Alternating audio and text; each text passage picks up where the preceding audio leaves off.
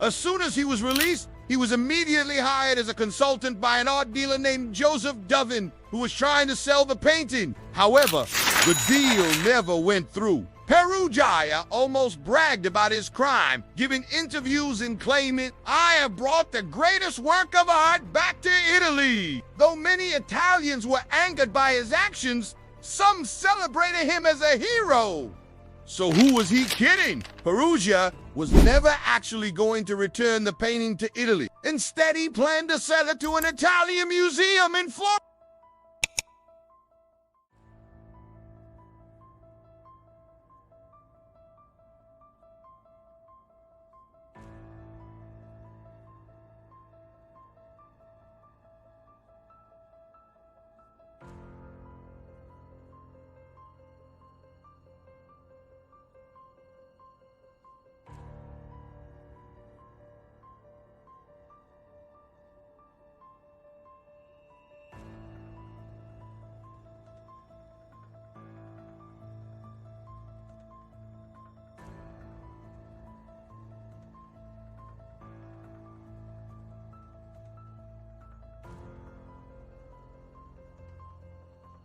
By age 15, he was apprenticed to the famous artist and sculptor Andrea del Ver, where he learned the fundamentals of art.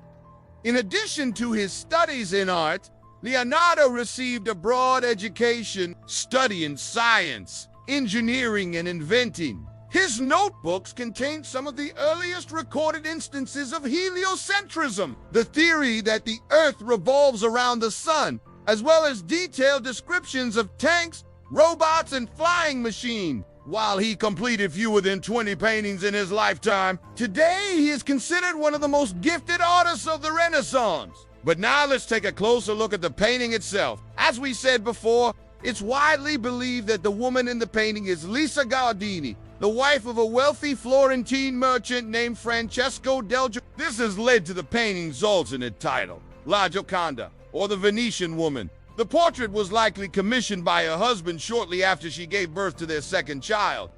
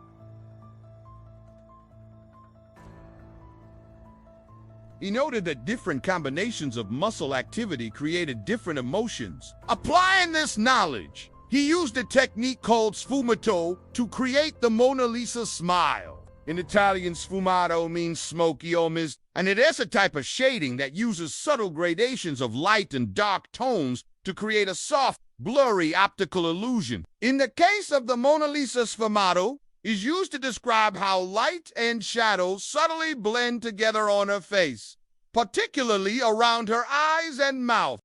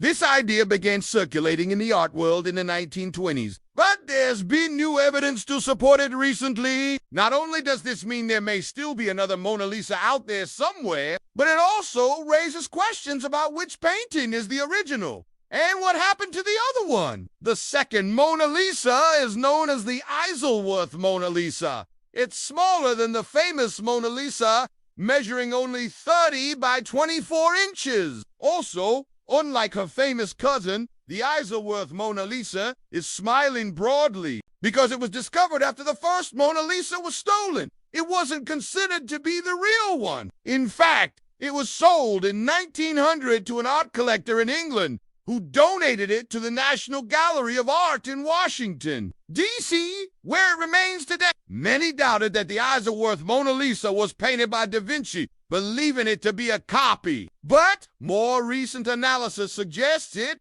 very well may be the missing original.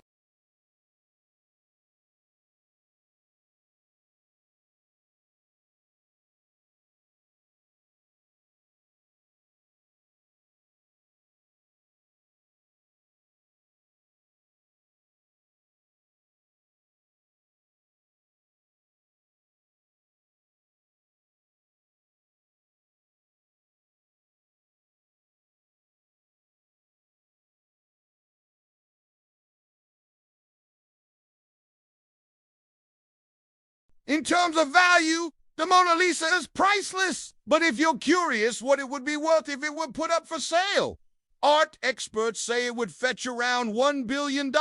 If you want to see it for yourself, head to the Louvre, where it is kept behind bulletproof glass in a room with strict climate controls. Though the painting has survived for centuries, it was damaged in 1911 when a visitor threw acid at it. Thankfully, the damage wasn't too extensive, and it's barely visible to the naked eye.